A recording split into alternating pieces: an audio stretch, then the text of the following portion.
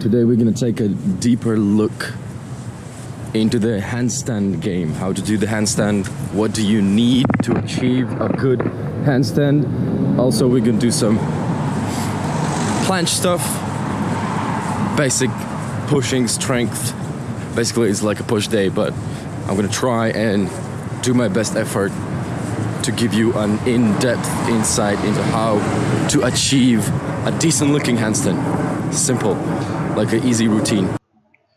Alright, there we go. As usual, we're gonna start with the handstand, and as I promised, we're gonna dig a little bit deeper this time. So if you're completely new to the handstand, your planks and your scapula protraction should feel like a piece of cake. Also, core, your hollow hold, should be a piece of cake with good extension, good posterior pelvic tilt, and all that stuff. Usually I start with different types of pulling. This is just experimenting. So getting that lat stretch, giving a little rotation, like trying to kind of get like a full range of motion out of my latissimus dorsi. Then I'm gonna move on to some like back oblique sling wake up stuff, because this way you'd condition your lat together with your glute, the opposite side glute, which in my opinion gives you a greater amounts of stability in general through the core, through your lats, through your glutes. And this is just me like looking for a good stretch in there, so don't really take that as a necessarily a part of tutorial. I just like to explore what type of feeling I can get in different positions. So yeah, always a new way, always love to discover new ways how to open up my tissues. Some shoulder extension work, a little bit of rotation standing on one leg.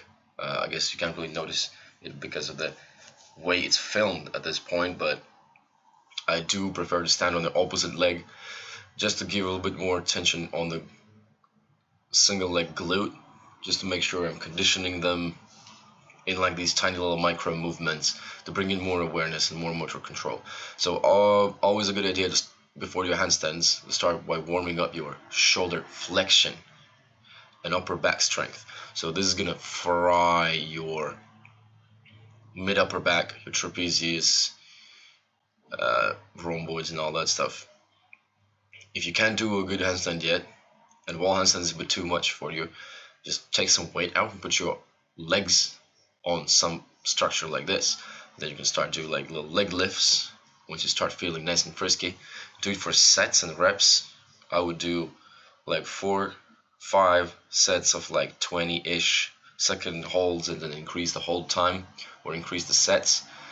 Also, the next variation, which would be way more difficult, would be against the wall, because there's nothing that holds you against the gravity. All you got is the friction against the wall, and all the power comes from your upper back, which is like pretty tough variation. Wouldn't be a natural progression from the leg supported hold, because it's even more difficult than holding a regular handstand. Then there's the hip slides, the foot slides against the wall I did before. Those are good to help you get awareness in your hip positioning in the handstand.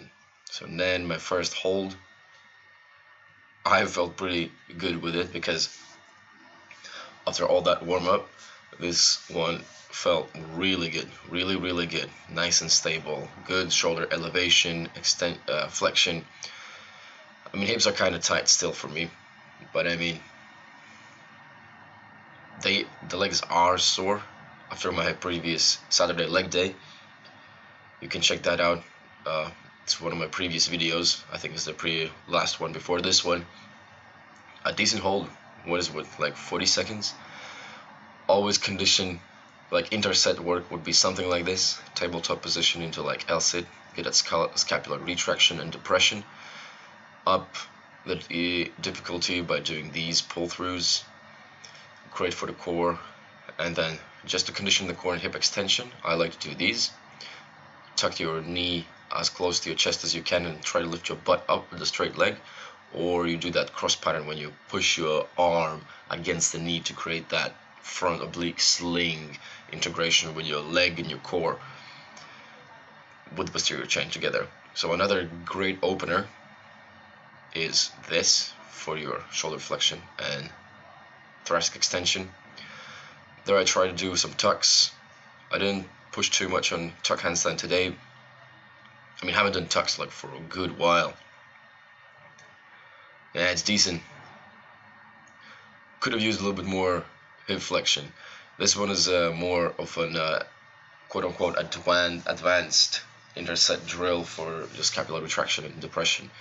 So I love these. You can just do a simple upward dog into a downward dog, just flowing like that. And then I continue with my bench press, my basic pushing day.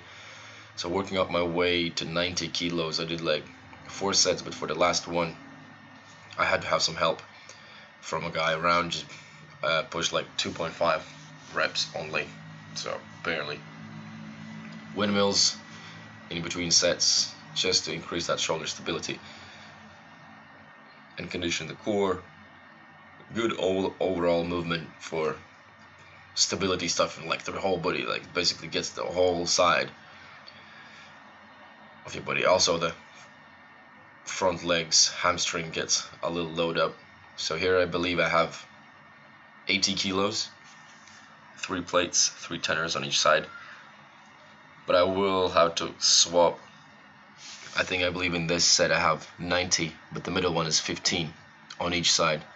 So barely 3 reps.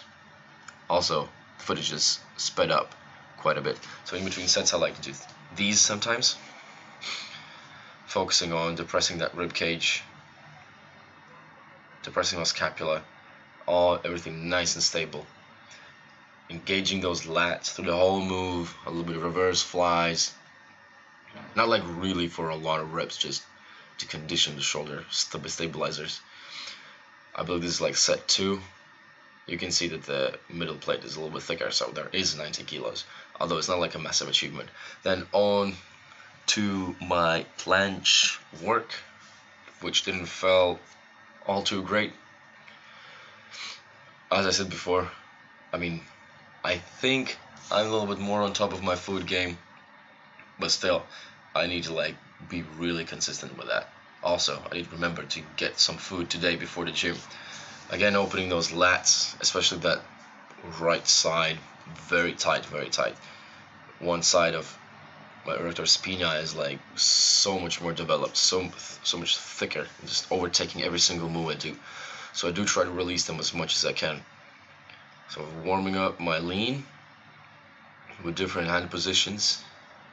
Also just warming up my wrists in general, doing my best to stay consistent with these, because you do a lot of wrist extension, not as much wrist flexion when you train for handstands and whatever you do.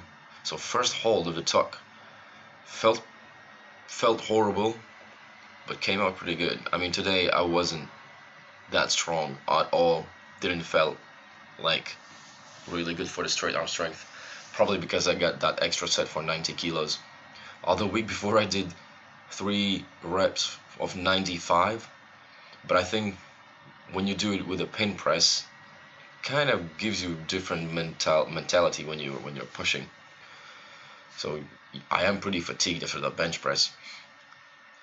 And then I love these. I really tried to get the ball more up to on my sternum. That's why you see I barely can hold my hips up, and then my back is so sore after these. I did like 4 or 5 sets of those, changing the placement of the ball, just trying to get a little bit more intensity out of that, condition that back, upper back, all the spinal erectors for the like real planche situation. I love to finish my workouts with these bad boys, get that thoracic, mid upper back, all the good stuff. So you can see in my face that after a couple of reps, these get pretty naughty. So conditioning my internal rotation, I resist with that lower, with other arm.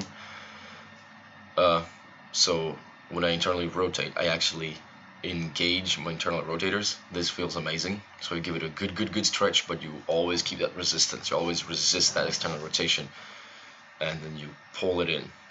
Well, great move. Try it out. Just be careful. Make sure you stabilize the scapula really well. Have to have good awareness. Some side lateral raises, nothing too crazy, and pull throughs, and that's about it. That's the last thing I did. I did like one more set of these, and then I went on to teach my class. So that's it.